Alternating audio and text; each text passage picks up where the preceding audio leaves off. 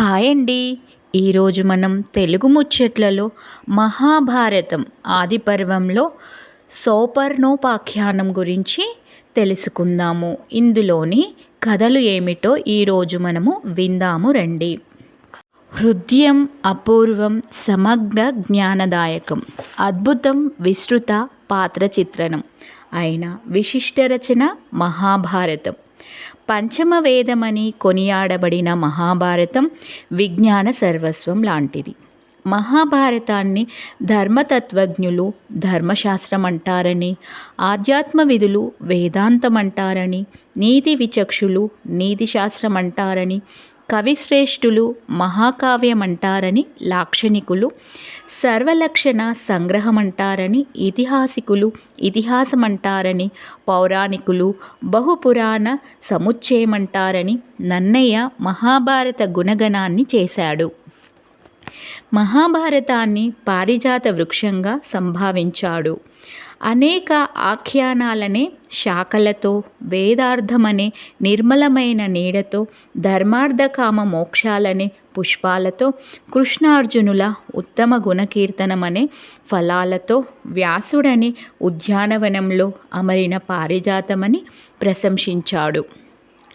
మహాభారతంలో ప్రధాన కథను పరిపుష్టం చేయడానికి, మూల కథను ముందుకు నడపడానికి దోహదప్రదంగా పెక్కు ఆఖ్యానాలు ఉపాఖ్యానాలు రచింపబడ్డాయి. ఇవన్నీ పూసలు కాగా ప్రధాన కథ అయిన కౌరవ పాండవ వృత్తాంతం దారంలాగా ఇందులో కూర్చబడింది. మహాభారత వృక్షానికి బీజం ఆదిపర్వంలోనే గమనించవచ్చు. ఉదంకోపాఖ్యానం, సువర్ణోపాఖ్యానం, యయాతి చరిత్ర, శకుంతల దుష్యంతోపాఖ్యానం, మాండవోపాఖ్యానం వరుసగా ప్రథమాశ్వాసం నుంచి చతుర్థాశ్వాసం వరకు వ్యాపించి ఉన్నాయి. పంచమాశ్వాసంలో పాండవుల కథ ప్రారంభమవుతుంది. షష్ఠాశ్వాసంలో భీమ పరాక్రమోదంతం, సప్తమాశ్వాసంలో అర్జునుని పరాక్రమ స్థాపన, ద్రౌపది స్వయంవరంలో మత్స్యయంత్రాన్ని ఛేదించడం, అష్టమాశ్వాసంలో నరనారాయణ మైత్రి వృత్తాంతాలు వర్ణించబడ్డాయి. భావి కథ మహావృక్షానికి బీజప్రాయాలివి. సంస్కృత భారతం ఆదిపర్వంలో 9984 శ్లోకాలు ఉండగా నన్నయ్య సార సంగ్రహంగా 2084 పద్య గద్యాలలోనే రచించాడు. దీనివల్ల రచనలలో జిగిబిగి సమకూడింది. సంక్షిప్తీకరణలో నన్నయ్య పెట్టిన ఈ వరవడినే తర్వాత తిక్కన అందుకున్నాడు. 1500 శ్లోకాలున్న సంస్కృత భారతం తెలుగులో 21,507 గద్య పద్యాలతో పరిపూర్ణమయ్యింది. ఆదిపర్వం ద్వితీయాశ్వాసంలోని సౌపర్ణోపాఖ్యానం లేక గరుడోపాఖ్యానం అమృతం చుట్టూ తిరిగిన అద్భుత కథ. ఉదాత్త నాయకము వీరరస విర్భూతము అయి స్వయం ప్రతిపత్తి కలిగిన మహాభారతంలోని మణిపూస. వినత కద్రువల వృత్తాంతం విందాము. కృతయుగంలో వినత కద్రువలు తమకు పుత్ర సంతానం కావాలని తమ భర్త అయిన కశ్యప ప్రజాపతిని 1000 సంవత్సరాలు సేవించారు. కశ్యపుడు అనుగ్రహించి మీకు ఏం కావాలో కోరుకోండి అన్నాడు. అప్పుడు కద్రువ అనలతేజుడు, దీర్ఘదేహులు, బలసంపన్నులైన 1000 మంది కుమారులను కావాలంది. వినత అంతకంటే బాహుబలులైన 2 కుమారులను ప్రసాదించమని కోరింది. కశ్యపుడు ఎంతో కాలం తపస్సు చేసి పుత్రకామేష్టి చేసి వినత కద్రువలు కోరినట్లుగా వరాలిచ్చి గర్భాలను ఉపాయంతో కాపాడుకోమని చెప్పాడు. కొంతకాలానికి గర్భాలు అండాలుగా మారాయి. వాటిని నేతికుండలో ఉంచి రక్షిస్తూ ఉండగా 500 సంవత్సరాలకు కద్రువ అండాలు పగిలి శేషుడు, వాసుకి, ఐరావతుడు, తక్షకుడు, కర్కోటకుడు మొదలైన 1000 మంది పుట్టారు. తన గర్భాండాలు పగిలి 2 ఇద్దరు ప్రియనందనులు కలుగలేదనే బాధతో, భయంతో, సిగ్గుతో వినత ఒక గుడ్డును పగలగొట్టింది. అందులో నుంచి క్రింది అర్ధశరీరం లేని అనూరుడైన వికలాంగుడు అరుణుడు అనేవాడు పుట్టాడు. పూర్తి శరీరం ఏర్పడకముందే గుడ్డును బద్దలు చేసి, నన్ను ఇలా పుట్టించిన నీవు 500 సంవత్సరాలు నీ సవతి కద్రువకు దాస్యం చేస్తావు అని శపించాడు. మిగిలిన ఈ అండాన్నైనా పగిలే వరకు ఉండనియ్యి. పుట్టబోయే కుమారుడు మహాబల సంపన్నుడు, నీకు దాస్య విముక్తి చేస్తాడు అని చెప్పి సూర్యునికి రథసారథిగా ఉండడానికి వెళ్ళాడు. క్షీరసాగర మదనం. దేవతలు రాక్షసులు కలిసి అమృతాన్ని పొందగోరి విష్ణువు బ్రహ్మలతో సంప్రదించి పాలసముద్రాన్ని మదించాలని పూనుకున్నారు. పొడవు ఎత్తు 11 యోజనాలున్న మందరగిరి పర్వతాన్ని ఆదిశేషుడు ఎత్తగా తెచ్చి పాలసముద్రంలో వేసి మునిగిపోకుండా ఆదికూర్మాన్ని వినియోగించి కవ్వంగా వాసుకిని చేసి మదించారు. వాసుకి ముఖాల వరుస నుంచి విషం పుట్టి నలువైపులా విస్ఫులింగాలను వెదజల్లగా ఆ విషాన్ని శివుడు మృంగి కంఠంలో నిలుపుకున్నాడు. ఇంకా ఆ సముద్రంలో నుంచి జ్యేష్ఠాదేవి, చంద్రుడు, లక్ష్మీదేవి, కౌస్తుభమని, ఉచ్చైశ్రవమనే తెల్లని గుర్రం, అమృతంతో నిండిన తెల్లని కమండలం ధరించిన ధన్వంతరి అనే దేవవైద్యుడు, ఐరావతమనే తెల్ల ఏనుగు మొదలైనవి పుట్టాయి. వాటిలో విష్ణుమూర్తి లక్ష్మీదేవిని మని స్వీకరించాడు. ఐరావతాన్ని అప్సరసలు, కల్పవృక్షం, కామధేనువులను ఇంద్రుడు గ్రహించాడు. అమృతాన్ని రాక్షసులు తీసుకోగా విష్ణుమూర్తి మోహిని అవతారమెత్తి రాక్షసుల నుంచి అమృతాన్ని తిరిగి గ్రహించి దేవతలకు పంచాడు. దేవతల వరుసలలో కూర్చొని రాహువు అనే రాక్షసుడు అమృతాన్ని తాగబోయాడు. ఇది సూర్యచంద్రులు వాణ్ణి గుర్తించి విష్ణువుకు చెప్పారు. విష్ణువు చక్రంతో వాని శిరస్సు ఖండించాడు. అమృతం గొంతులో ఉన్నందువల్ల వాని శిరస్సు అమరమయ్యింది. నాటి నుంచి రాహుకు సూర్యచంద్రులతో శాశ్వత విరోధం ఏర్పడింది. అమృతం దొరకని రాక్షసులు కోపించి తమ రాజైన బలిచక్రవర్తి నాయకత్వంలో దేవతల మీదికి యుద్ధానికి దిగారు. దేవతల పక్షాన నరనారాయణులు విజృంభించారు. ఘోర యుద్ధం జరిగింది. చివరికి రాక్షసులు పారిపోయారు. మందరగిరి పర్వతాన్ని యథాస్థానంలో ఉంచి తమ తమ నివాసాలకు వెళ్ళి సుఖంగా ఉన్నారు. ఒకనాడు ఉచ్చైశ్రవం పాలసముద్రం తీరంలో తిరుగుతుండగా విహారానికి వచ్చిన వినత, కద్రువలు ఆ శ్వేతాశ్వాన్ని చూసి దాని తోక నల్లగా ఉందని కద్రువ, లేదు తెల్లగా ఉందని వినత అనుకొని ఓడినారు. గెలిచిన వారికి దాస్యం చేయాలని పందెం వేసుకున్నారు. ఇప్పుడే వెళ్ళి చూద్దామని వినత కోరింది. పతిసేవకు సమయమయ్యింది, రేపు వచ్చి చూద్దామని కద్రువ చెప్పగా ఇద్దరు గృహాలకు వెళ్ళారు. కద్రువ తన కుమారులను పిలిచి తమ పందెం గురించి చెప్పి, మీరు వెళ్ళి గుర్రం తోకకు చుట్టుకొని దాన్ని నల్లగా కనబడేటట్లు చేయాలని కోరింది. తల్లి చెప్పినా సరే మేము అధర్మం చేయమని అందరూ నిరాకరించగా కద్రువ ఆగ్రహించి, జనమేజయుడు చేయబోయే సర్పయాగంలో మీరందరూ మరణం పొందురుగాక అని శపించింది. ఈ శాపానికి భయపడిన కర్కోటకుడు అనేవాడు తల్లి ఆజ్ఞ ప్రకారం వెళ్ళి గుర్రం తోకకు చుట్టుకున్నాడు. మరునాడు కద్రువ, వినతలు వెళ్ళి చూడగా దాని తోక నల్లగా కనబడుతుంది. వినత ఓడి కద్రువకు దాసి అయి 500 ఏళ్ళు ఊడిగం చేసింది. గరుత్మంతుని జననం. వినత పెట్టిన రెండవ గుడ్డు పగిలి అందులో నుంచి సూర్యతేజుడు విశాలమైన తన రెక్కల గాలివేగం చేత మహాపర్వతాలని ముంచివేసే సాగరాన్ని అల్లకల్లోలం చేసేవాడైన గరుత్మంతుడు జన్మించాడు. వజ్రాయుధంతో దెబ్బతినని మహాపర్వతం లాంటి గరుడు తల్లికి మ్రొక్కి కద్రువ దగ్గరకు వెళ్ళాడు. నా కొడుకులను ఎత్తుకొని తిరుగుతూ ఉండాలి, వాళ్ళే పని చెప్పినా చెయ్యాలని ఆజ్ఞాపించింది.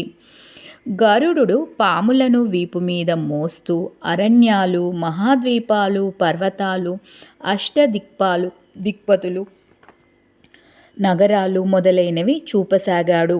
ఒకనాడు సప్తాశ్వమండలానికి ఎగిరి సూర్యునికి దగ్గరగా వెళ్ళినందువల్ల ఆ వేడికి వీపు మీదున్న పాములు మాడి నేలమీద పడి మూర్ఛపోయాయి. కద్రువ గరుత్మంతుణ్ణి కోపించి ఇంద్రుణ్ణి ప్రార్థించగా ఇంద్రుడు వర్షాన్ని కురిపించి పాములను బ్రతికించాడు. ఈ విధంగా కద్రువ ఎవరినీ లక్ష్యపెట్టక వినత గరుత్మంతులతో దాస్యం చేయించుకోసాగింది. దాస్య విమోచనోపాయము. ఒకనాడు గరుడు తల్లి దగ్గరకు వెళ్ళి ఈ దాస్యానికి కారణమేమిటి అని అడిగాడు. వినత అనూరుని శాపం, కద్రువతో పందెం విషయం చెప్పింది. నీ వలన ఈ శాప విమోచనం అవుతుందని ఆశిస్తున్నానని అన్నది. అతడు ఉరుగుల దగ్గరకు వెళ్ళి నా తల్లి దాస్యం పోవాలంటే మీకేం కావాలో చెప్పండి అని అడిగాడు. అమృతం తెచ్చి ఇస్తే మీరు దాస్య విముక్తులవుతారని ఉరగలన్నారు. దానికి సమ్మతించి గరుడు తల్లి దీవెనలు తీసుకొని దేవలోకం నుంచి అమృతాన్ని తీసుకురావడానికి సిద్ధమయ్యాడు. ఈ ప్రయత్నంలో నాకు తగిన బలం కావాలి, అందుకోసం నాకు ఆహారాన్ని అనుగ్రహించమని తల్లిని అడిగాడు. సముద్రంలో అసంఖ్యాకమైన నిషాదగణం ఉన్నది. వారు ప్రజలకు క్లేశాన్ని కలిగిస్తున్నారు. వారిని తిని వెళ్ళమని వినత ఆదేశించింది. అయితే భక్షించే సమయంలో బ్రాహ్మణుని పరిహరించాలని అన్నది. మరి బ్రాహ్మణుని ఎలా గుర్తుపట్టాలని గరుడు అడిగాడు. మృంగినప్పుడు కంఠానికి అడ్డంపడి అగ్నిలా ఎవడు దహిస్తున్నాడో అతడే బ్రాహ్మణుడు. బ్రాహ్మణుడు ఆగ్రహిస్తే భయంకరాయుధంలా, విషంలా, అగ్నిలా బాధిస్తాడు. అనుగ్రహిస్తే ప్రయోజన సిద్ధి కలిగిస్తాడు, ఆచార్యుడవుతాడు అని వినత ఉద్బోధించింది. తల్లి దగ్గర సెలవు తీసుకొని వెళ్ళి గరుడు సముద్రంలో ఉన్న నిషాదగణాన్ని ఒకేమారు మృంగాడు. ఆ సమూహంలో ఉన్న ఒక బ్రాహ్మణుడు కంఠంలో అడ్డుపడి బాధించగా బయటికి రమ్మని గరుడు కోరాడు. ఆ బ్రాహ్మణుడు, అతని భార్య భోయత బయటికి వచ్చి అతన్ని దీవించి వెళ్ళారు. గజకచ్చప వృత్తాంతం. గరుడు కశ్యపుని వద్దకు వెళ్ళి తల్లి దాస్య విముక్తి కోసం తాను అమృతాన్ని తేబోతున్నానని, బోయలను తిన్నా తన ఆకలి తీరలేదని, మరేదైనా ఆహారాన్ని అనుగ్రహించమని అడుగుతాడు. అప్పుడు కశ్యపుడు గజకచ్చప వృత్తాంతాన్ని చెబుతాడు. అగ్ని సమానుడైన విభావసుడనే విప్రుడు సంపదలతో సుఖంగా కాలం గడుపుతూ ఉంటే అతని తమ్ముడు సుప్రతీకుడు మన తాతతండ్రుల ఆస్తిని నాకు కూడా పంచాలని అడుగుతాడు. అన్న కోపించి తమ్ముణ్ణి ఏనుగు కమ్మని శపిస్తాడు. తమ్ముడది భరించలేక అన్నను తాబేలువు కమ్మని శపిస్తాడు. ఈ శాపాల చేత ఒకడు చెరువులో తాబేలులాగా, ఒకడు అడవిలో ఏనుగుగా ఉండి పరస్పరం నిరంతరం కలహిస్తూ ఉన్నారు. 3 ఆమడల పొడవు 10 ఆమడల పరిధి కలిగిన తాబేలును, 6 ఆమడల పొడవు 12 ఆమడల వెడల్పు కలిగిన ఆ ఏనుగును నీవు భక్షింపుము అని కశ్యపుడు ఆనతి ఇస్తాడు. గరుడు ఆ రెండిటిని పాదాలతో సంగ్రహించి ఆ ఆలంబనం అనే ప్రాంతానికి చేరాడు. అక్కడ రోహిణి అనే వృక్షం 100 ఆమడల పొడవున్న నా కొమ్మ మీద కూర్చొని ఆరగించమని ఆహ్వానించింది. గరుడు కూర్చోగానే ఆ బరువుకు ఆ కొమ్మ విరిగింది. ఆ కొమ్మను సూర్యకిరణాలే ఆహారంగా తలక్రిందులుగా తపస్సు చేస్తున్న అంగుష్టమాత్రులు వాలకిల్లులు ఉండటాన్ని చూసి వారికి హాని కలగకుండా ఉండాలని భావించి నోటితో ఆ కొమ్మను పాదాలతో గజకచ్చపాలను పట్టుకొని గంధమాదన పర్వతం మీద తపస్సు చేసుకుంటున్న తండ్రి కశ్యపుని వద్దకు వెళతాడు గరుడు. కశ్యపుడది చూసి గరుడు లోక కళ్యాణం కోసం వెళ్తున్నాడు కాబట్టి దయచేసి మీరు వేరే చోటికి వెళ్ళండి అని కోరగానే వాలకిల్యులు ఆ కొమ్మను విడిచి హిమాలయాలకు వెళ్ళారు.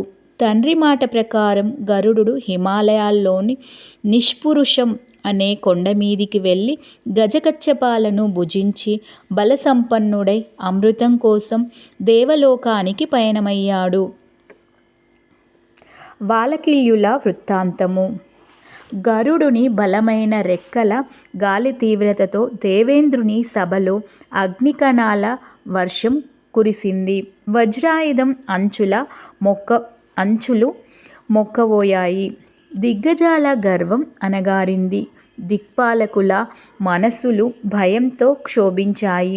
ఇంద్రుడు భయపడి ఈ ఉత్పాతాలకు కారణమేమిటని బృహస్పతిని అడిగాడు.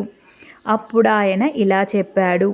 ఇతడు కశ్యప బ్రహ్మకు వినతయందు పుట్టినవాడు. వాలకిల్యుల వరం చేత ఇంద్రుడై పక్షికులంలో ఉద్భవించాడు. సముద్రంలో ఉన్న లోకకంటకులైన అసంఖ్యాక నిషాదులను మృంగిన వీరుడు. గజకచ్చపాలతో పాటు రోహిణి వృక్షశాఖను ఎత్తుకొని ఎగిరిన వాయువేగుడు. తల్లిదాస్యం తొలగించడానికి అమృతం కొనిపోవచ్చిన కామరూప సంపన్నుడు.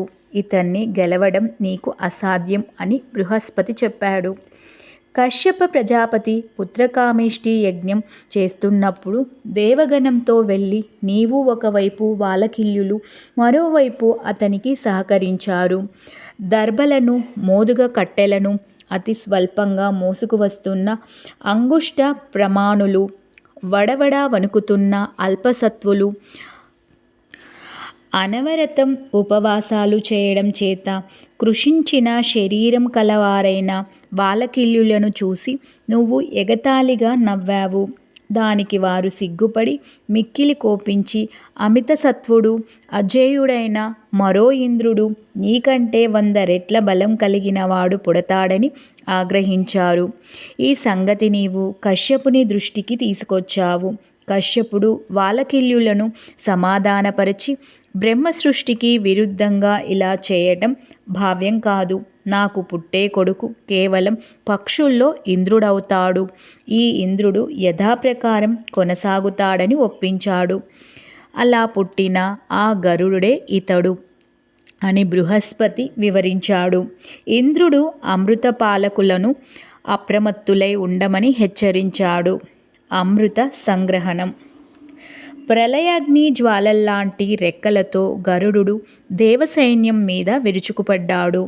పలు రకాల శస్త్రాస్త్రాలతో దేవతలు ఎదిరించారు. గరుడు రెక్కల చేత రేగగొట్టబడిన దుమ్ము, వర్షంతో స్వర్గాన్ని అంధకారమయం చేశాడు. ఇంద్రుని ఆజ్ఞతో వాయువు ఆ దుమ్ము వానన్ని చెదిరిపోయేలా చేశాడు. గొడ్డలి, వజ్రము, బల్లెం, ఈటె, విల్లు, బాణం, కనపం, చక్రం మొదలైన ఆయుధదారుల సైన్యంతో భౌముడనే వీరుడు గరుడుని ఎదుర్కొన్నాడు. గరుడుని కోపాగ్నికి ఆ సైన్యం మిడతల దండులాగా మాడి బూడిదయ్యింది. దేవతా సైన్యం చెల్లాచెదురయ్యింది. సాధ్యులు తూర్పు దిక్కుకు పారిపోయారు. వసువులు, రుద్రులు దక్షిణాన్ని ఆశ్రయించారు. ద్వాదశాదిత్యులు పడమరకు ఉరికారు. అశ్విని దేవతలు ఉత్తర దిక్కుకు వెళ్ళారు. అగ్ని, వరుణుడు, వాయువు, కుబేరుడు, నైరుతి, యముడు దిక్కు తెలియక పారిపోయారు. యుద్ధం చేస్తున్న దేవయోధుల్ని గరుడు వజ్రం లాంటి వాడి గోళ్లతో క్షతగాత్రుల్ని చేశాడు.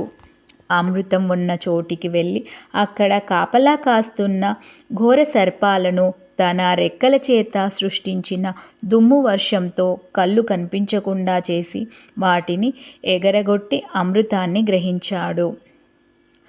విష్ణువు ఇంద్రుడు గరుణ్ణి అనుగ్రహించడం.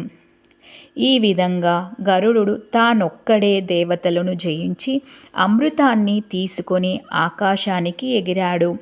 అతని పరాక్రమానికి, అమృతాన్ని రుచి చూడని అతని అనాసక్తికి సంతోషించి విష్ణువు ప్రత్యక్షమై వరం కోరుకోమన్నాడు. అప్పుడు గరుడు అమృతాన్ని భక్షించకున్న అమరత్వాన్ని భక్తితో ఎల్లప్పుడూ నిన్ను సేవించే భాగ్యాన్ని ఇవ్వమని కోరాడు. నీవిక అమరుడవు, నాకు వాహనంగా ధ్వజంగా ఉంటావని విష్ణువు అనుగ్రహించి వెళ్ళాడు. ఇంతలో ఇంద్రుడు గరుణ్ణి మీదికి వజ్రాయుధాన్ని ప్రయోగించాడు. నిప్పులు చెరుగుతూ ఆ వజ్రాయుధం గరుణ్ణి రెక్కలు తాకటానికి రాగా, నీవు దదీచి వెన్నుముకతో చేయబడ్డావు కాబట్టి నిన్ను నేను అవమానించలేకపోతున్నాను. నీవు నా రెక్కలలోని ఒక ఈక ముక్కను త్రుంచివేయి, నీ ప్రభావం నా మీద అంతే సుమా అని గరుడన్నాడు. అతని వర్షంతో స్వర్గాన్ని అంధకారమయం చేశాడు. ఇంద్రుని ఆజ్ఞతో వాయువు ఆ దుమ్ము వానన్ని చెదిరిపోయేలా చేశాడు.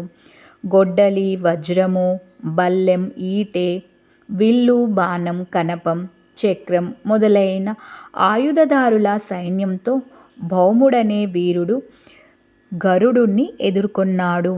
గరుడుని కోపాగ్నికి ఆ సైన్యం మిడతల దండులాగా మాడి బూడిదయ్యింది. దేవతా సైన్యం చెల్లాచెదురయ్యింది. సాధ్యులు తూర్పు దిక్కుకు పారిపోయారు. వసువులు, రుద్రులు దక్షిణాన్ని ఆశ్రయించారు. ద్వాదశాదిత్యులు పడమరకు ఉరికారు. అశ్విని దేవతలు ఉత్తర దిక్కుకు వెళ్ళారు. అగ్ని, వరుణుడు, వాయువు, కుబేరుడు, నైరుతి, యముడు దిక్కు తెలియక పారిపోయారు. యుద్ధం చేస్తున్న దేవయోధుల్ని గరుడు వజ్రం లాంటి వాడి గోళ్లతో క్షతగాత్రుల్ని చేశాడు. అమృతం ఉన్న చోటికి వెళ్ళి అక్కడ కాపలా కాస్తున్న ఘోర సర్పాలను తన రెక్కల చేత సృష్టించిన దుమ్ము వర్షంతో కళ్ళు కనిపించకుండా చేసి వాటిని ఎగరగొట్టి అమృతాన్ని గ్రహించాడు. విష్ణువు ఇంద్రుడు గరుణ్ణి అనుగ్రహించడం. ఈ విధంగా గరుడు తానొక్కడే దేవతలను జయించి అమృతాన్ని తీసుకొని ఆకాశానికి ఎగిరాడు. అతని పరాక్రమానికి, అమృతాన్ని రుచి చూడని అతని అనాసక్తికి సంతోషించి విష్ణువు ప్రత్యక్షమై వరం కోరుకోమన్నాడు. అప్పుడు గరుడు అమృతాన్ని భక్షించకున్న అమరత్వాన్ని భక్తితో ఎల్లప్పుడూ నిన్ను సేవించే భాగ్యాన్ని ఇవ్వమని కోరాడు. నీవిక అమరుడవు, నాకు వాహనంగా ధ్వజంగా ఉంటావని విష్ణువు అనుగ్రహించి వెళ్ళాడు. ఇంతలో ఇంద్రుడు గరుణ్ణి మీదికి వజ్రాయుధాన్ని ప్రయోగించాడు. నిప్పులు చెరుగుతూ ఆ వజ్రాయుధం గరుణ్ణి రెక్కలు తాకటానికి రాగా, నీవు దదీచి వెన్నుముకతో చేయబడ్డావు కాబట్టి నిన్ను నేను అవమానించలేకపోతున్నాను. నీవు నా రెక్కలలోని ఒక ఈక ముక్కను త్రుంచివేయి, నీ ప్రభావం నా మీద అంతే సుమా అని గరుడన్నాడు. అతని రెక్కల దృఢత్వానికి సర్వప్రాణికోటి అతన్ని సుపర్ణుడని కీర్తించింది. అతని శక్తికి ఇంద్రుడు ఆశ్చర్యపడి, ఓ పక్షిరాజా, నీతో చెలిమి నాకు అభీష్టం. అమృతాన్ని తీసుకెళ్ళి ఇతరులకిస్తే వారు దేవతల చేత కూడా జయింపరాని వారవుతారు. కాబట్టి అమృతాన్ని తిరిగి నాకు ఇవ్వాలని కోరుతున్నాను. నీకిష్టమైంది జరిగే విధంగా నేను చూస్తాను అని అన్నాడు. నేను నా తల్లి దాస్య విమోచనానికి ఈ అమృతాన్ని కద్రువ కుమారులైన పాములకిస్తాను. వాళ్ళు అమృతం తాగకముందే నీవు తిరిగి పరిగ్రహించమని గరుడు చెప్పాడు. గరుణ్ణి గొప్పతనాన్ని శ్లాఘించి నీ బలం, పరాక్రమాన్ని గురించి చెప్పమని అడిగాడు. ఓ అమరేంద్ర, చరాచరాలతో నిండిన ఈ భూమిని అవలీలగా మోయగలను. సముద్ర జలాలన్నీ నా రెక్కల చేత నిరాటంకంగా వెదజల్లగలను. త్రిలోకాలను క్షణంలో చుట్టిరాగలను అని గరుడు తన గురించి చెప్పాడు. దానికి సంతోషించి ఇంద్రుడు ఇష్టమైన వరం కోరుకోమన్నాడు. నా తల్లి వినతను నన్ను దాస్యం చేయించుకొని అవమానించిన కద్రువ కుమారులు పాములను ఆహారంగా ఇవ్వండని కోరాడు. అమరేంద్రుడు అనుగ్రహించాడు. దాస్య విమోచనం. గరుడు పాముల దగ్గరకొచ్చి పచ్చని దర్భల మీద అమృత భాండా నుంచి పాములతో ఇలా అన్నాడు. ఇంద్రలోకం నుంచి అమృతాన్ని తెచ్చి సూర్యచంద్రుల సాక్షిగా అనిలాగ్నుల సాక్షిగా మీకిచ్చాను. నా తల్లి దాస్య విమోచనమయ్యింది.